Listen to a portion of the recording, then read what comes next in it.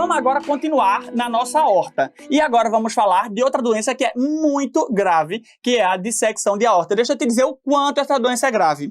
Para cada 1 hora de paciente dissecado, a gente tem 1% de mortalidade. Então imagina que se o teu paciente ficar aí um dia sem diagnóstico, ele aumentou em 20, ele tem 24% de chance de morrer em decorrência dessa doença, tá? Então, como eu tô te dizendo, é uma doença muito grave e muito comum nas emergências, principalmente cardiológicas. Galera, patologia. O que é que acontece? É um rasgo, pessoal. Não tem muita ciência aqui para fazer, não, porque a gente tá aqui na cirurgia, a gente não tá na clínica médica. Então, o que é a dissecção de aorta? É um rasgo na aorta do paciente, tá? E o local mais atingido comumente é a parede lateral direita da aorta ascendente. Então, parede lateral direita da aorta ascendente é a localização preferencial dessa ruptura.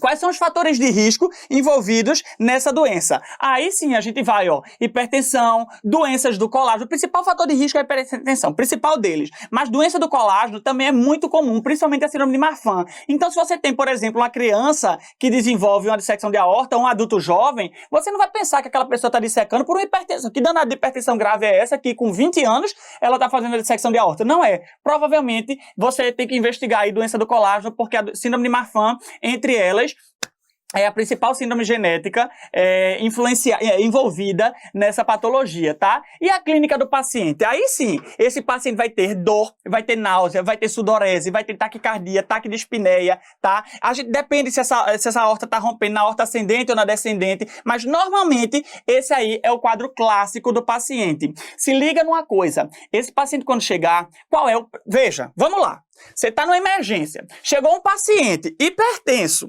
ali mais ou menos com 60, 70 anos de idade, com a dor, uma precordialgia, certo? Com náusea e com sudorese, o que é que você acha que esse paciente tem? Infarto. Todo mundo vai achar que esse paciente está desenvolvendo um quadro de infarto agudo do miocárdio. E aí normalmente você faz esse clopidogrel e você acabou de lascar seu paciente, porque você fez o clopidogrel, seu paciente não vai poder ser operado ou não deveria ser operado em vigência do clopidogrel, tá?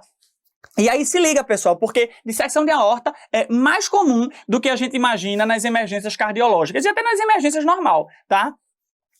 Uma coisa que eu preciso dizer para vocês é o seguinte, quando essa aorta disseca, ela disseca para frente e ela disseca para trás. Desculpa, ela disseca para frente e ela disseca para trás também.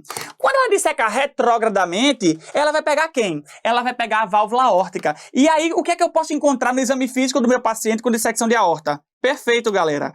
Eu posso encontrar uma IAO, eu posso encontrar uma insuficiência aórtica. Era aquele paciente que não tinha um sopro em foco aórtico e agora de repente desenvolveu. Então, ó, se liga que esse paciente pode estar desenvolvendo um aneurisma, uma dissecção de aorta. Outra coisa que é importante a gente saber é que quando ele disseca para frente, ele começa a pegar ali, ó, saída de subclávia, saída de carótida, saída do tronco celíaco, saída das artérias renais, saída das femorais. Então é um paciente que eu posso ter isquemias gravíssimas. Imagina se ele pega, por exemplo, uma carótida, ele pode fazer um AVC. Imagina se ele pega, por exemplo, uma subclávia direita. Você vai ali, palpa seu pulso radial e você não encontra seu pulso. Então busca no exame físico do teu paciente algumas coisas que possam falar a favor da dissecção de aorta, tá bem? Vamos aqui classificar. Existem duas classificações que a gente deve levar para a prova. Eu vou aqui com você na imagem. Eu tenho a classificação de DeBake e eu tenho a classificação de Stanford. DeBake subclassificou em 3 graus, enquanto Stanford classificou só em 2 tipos, tipo A e tipo B. Galera, DeBake dizia o seguinte, na tipo 1 é a que pega a aorta ascendente e o resto da aorta toda. A tipo 2 é a que pega apenas a aorta ascendente. E a tipo 3 é a que não pega a aorta ascendente. Então, tipo 1 de DeBake pega a aorta toda, tipo 2 pega só a aorta ascendente e tipo 3 não pega a aorta ascendente. Enquanto Stanford foi ali e fez a classificação mais genérica. Ele disse o seguinte, o tipo 1 envolve a aorta ascendente, tipo 2, tipo B, desculpa, não envolve a aorta ascendente, tudo bem? Então guarde essas duas classificações porque elas já caíram em provas daqui de Pernambuco. Vamos dar sequência e vamos então diagnosticar o meu paciente. Digamos que esse paciente chegou na emergência com a história de dor abdominal clássica, de dor cardíaca, certo? De precordialgia clássica, e aí você pensou que era um IEM. Você foi lá, fez o eletro normal, enzimas normais, ou seja, continua a investigar teu paciente, porque ele provavelmente não está tendo um IEM. E aí, quais são os próximos exames que a gente deve pedir? Deixa eu te dizer. Um dos melhores exames que a gente vai ter para fazer aqui o exame, o diagnóstico do nosso paciente é a tomo e a ressonância. Eu sei que a ressonância ela não está presente na maioria dos serviços, então vamos levar a tomo, tá? A ressonância é muito boa, mas guarda o exame, tomografia. A tomografia com contraste vai mostrar essa imagem daqui pra gente, ó. A gente tá tendo aqui a aorta, veja que a aorta está muito dilatada, a aorta não tem esse tamanho, certo?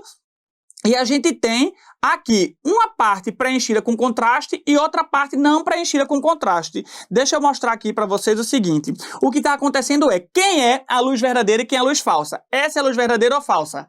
Quem disse que essa é a luz falsa, acertou. A luz verdadeira é essa daqui. Normalmente a luz verdadeira na dissecção de aorta é a que fica mais magrinha, tá? Enquanto a luz falsa é a que fica mais gordinha. Aqui ficou até fácil porque a gente tinha o contraste e aí dava para saber que essa daqui era a luz verdadeira por onde estava passando o contraste. Então, tomografia é o melhor exame. Quando a gente for usar ecocardiograma transtorácico e transesofágicos, são exames que têm acurácia até boa. Inclusive, o transesofágico, ele tem uma acurácia infinitamente superior ao transtorácico e ele, inclusive, consegue ver o rasgo. Agora, deixa eu te dizer.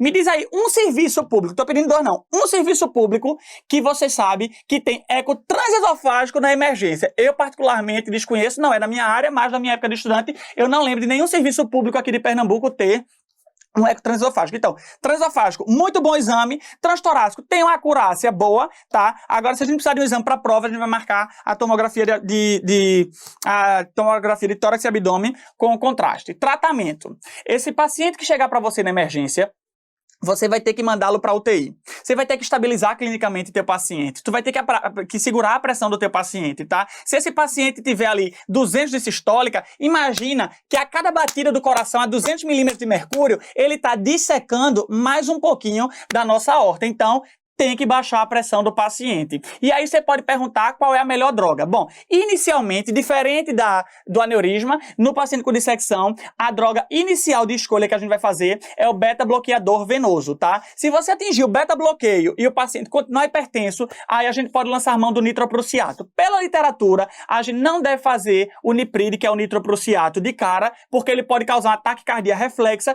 que pode piorar um pouco mais a situação do nosso paciente, tá?